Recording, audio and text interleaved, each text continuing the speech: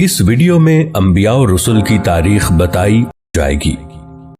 یہ منظرنامہ زمین پر پہلے انسان اور نبی حضرت آدم علیہ السلام سے لے کر حضور نبی اکرم و افضل و آخر الزماں صلی اللہ تعالی علیہ وآلہ وسلم کی ولادت پاک تک کا مختصر زمانی سفر ہے۔ حضرت آدم علیہ السلام پہلے انسان اور نبی اور سب انسانوں کے باپ ہیں، اور ان کی زوجہ محترمہ حضرت حوا رضی اللہ عنہا ہے، جو کہ تمام انسانوں کی ماں اور روئے زمین پر پہلی خاتون ہے۔ حضرت آدم علیہ السلام اور حضرت حوا رضی اللہ عنہا کی زمین پر آمد سے متعلق کوئی متفقہ رائے موجود نہیں، لیکن بعض تاریخ دانوں کے مطابق یہ واقعہ 90 صدیوں پہلے کا ہے۔ اسی طرح آپ دونوں کے مقام نزول کا بھی علم نہیں ہے۔ حابیل اور قابیل حضرت آدم علیہ السلام کے بیٹے تھے۔ قابیل نے کسی تنازع پر اپنے بھائی حابیل کو قتل کر دیا۔ اس واقعے کو قرآن پاک میں بھی بیان کیا گیا ہے۔ یہ تاریخ انسانی کا پہلا قتل ہے، اور علماء کرام کے مطابق قیامت تک ہونے والے ہر قتل کے گناہ کا ایک حصہ قابیل کو ملتا رہے گا، جیسا کہ ہر برائی کا ایک حصہ اس شخص کو ملتا ہے جس نے اس برائی کا آغاز کیا ہو۔ حضرت ادریس علیہ السلام کی آمد۔ مورخین کے مطابق حضرت آدم علیہ السلام اور حضرت ادریس علیہ السلام کے درمیان 380 سال کا فصل ہے۔ حضرت ادریس علیہ السلام قلم کا استعمال کرنے والے پہلے انسان تھے، شاید اسی لیے ان کا نام ادریس ہے، جس کے معنی ہے درس دینے والا۔ حضرت نوح علیہ السلام پہلے رسول ہیں۔ بعض مورخین کے مطابق آپ علیہ السلام کا زمانہ حضرت آدم علیہ السلام سے 1600 سال بعد کا ہے۔ قرآن کریم کے مطابق اللہ تعالیٰ نے آپ کو 950 برس کی عمر عطا کی۔ اللہ تعالیٰ نے آپ کو انسانوں کی اصلاح کے لیے مبعوث فرمایا، لیکن ایک طویل عرصہ دعوت و تبلیغ کے باوجود لوگوں نے آپ علیہ السلام کی تکذیب کی، جس کے نتیجے میں اللہ تعالیٰ نے اس قوم پر پانی کا عذاب بھیجا۔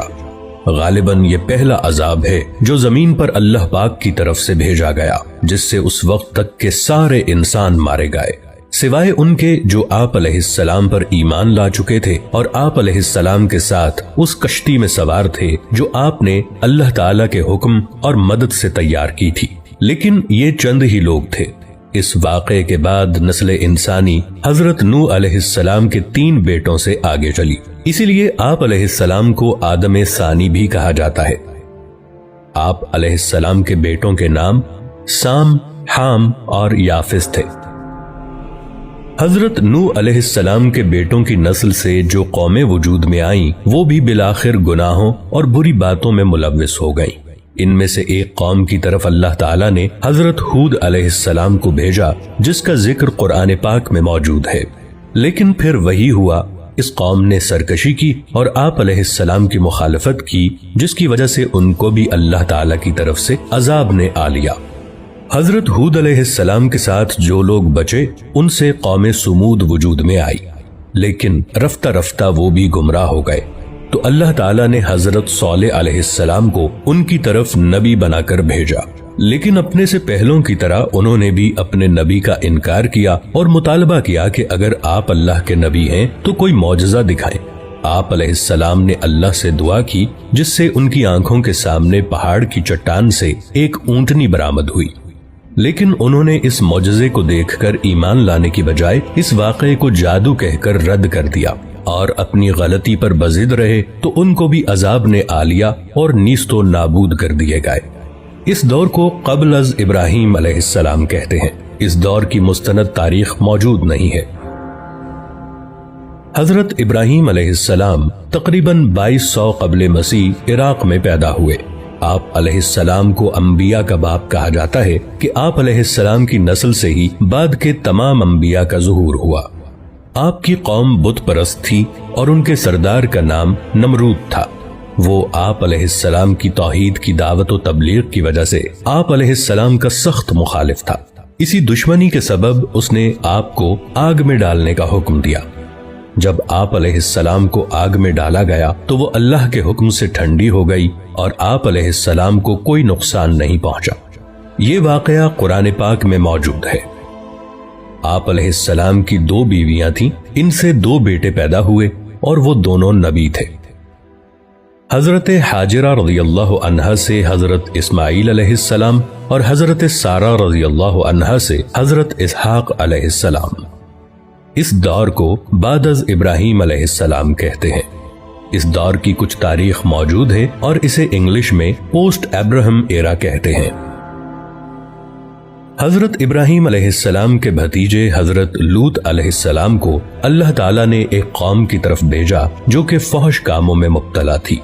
آپ علیہ السلام نے بہت چاہا کہ وہ لوگ غلط اور غلیظ کاموں سے باز آ جائیں، لیکن انہوں نے آپ علیہ السلام کی بات نہیں مانی اور وہ بھی ماضی کی قوموں کی طرح اللہ تعالیٰ کے غیظ و غضب کا شکار ہو گئے۔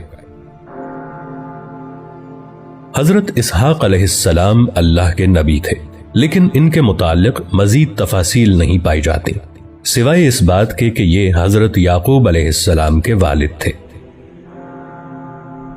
حضرت اسماعیل علیہ السلام حضرت ابراہیم علیہ السلام کے بیٹے اور حضرت اسحاق علیہ السلام کے بھائی تھے۔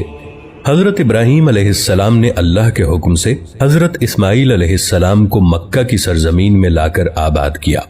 مکہ جہاں سب سے پہلے حضرت آدم علیہ السلام نے اللہ کا گھر یعنی کعبہ بنایا تھا، اب ہزاروں سال بعد اللہ تعالیٰ نے حضرت اسماعیل علیہ السلام کے ذریعے اس گھر کو دوبارہ آباد کروایا۔ حضرت یعقوب علیہ السلام حضرت اسحاق علیہ السلام کے بیٹے تھے۔ ان کا لقب اسرائیل تھا۔ اسرائیل کے معنی اللہ کا بندہ ہے۔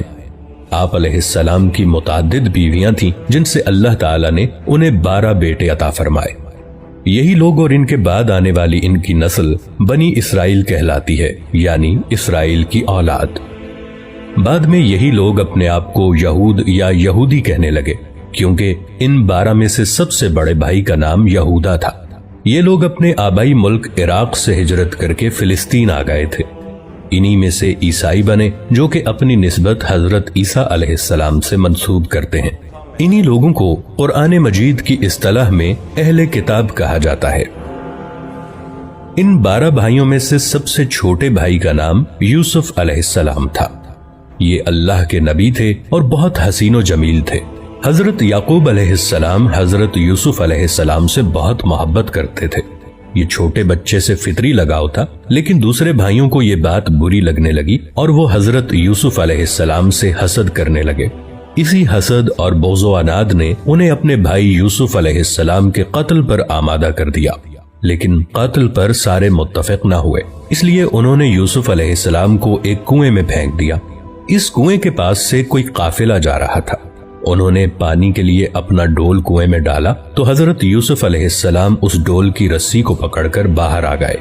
قافلے والے یوسف علیہ السلام کو کسی کا بھاگا ہوا غلام سمجھ کر اپنے ساتھ مصر لے گئے اور وہاں آپ علیہ السلام کو ایک غلام کی حیثیت سے بیچ دیا۔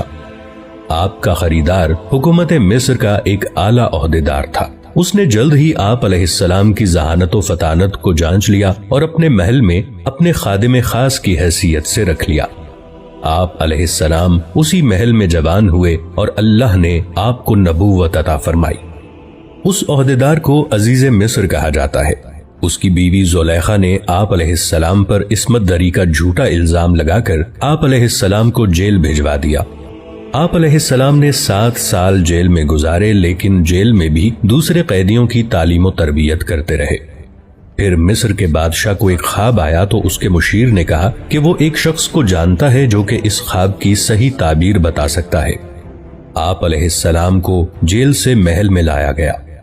آپ علیہ السلام نے بادشاہ کے خواب کی عقلی اور منطقی تعبیر بتا دی، جس سے وہ بہت متاثر ہوا۔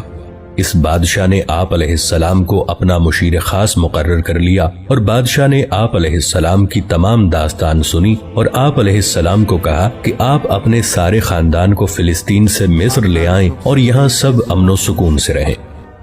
آپ علیہ السلام نے اپنے سارے کنبے بشمول والد صاحب حضرت یعقوب علیہ السلام کو اپنے پاس مصر بلوا لیا۔ آپ علیہ السلام کے بھائی اپنے کیے پر بہت نادم ہوئے اور توبہ کی۔ اس طرح بنی اسرائیل فلسطین سے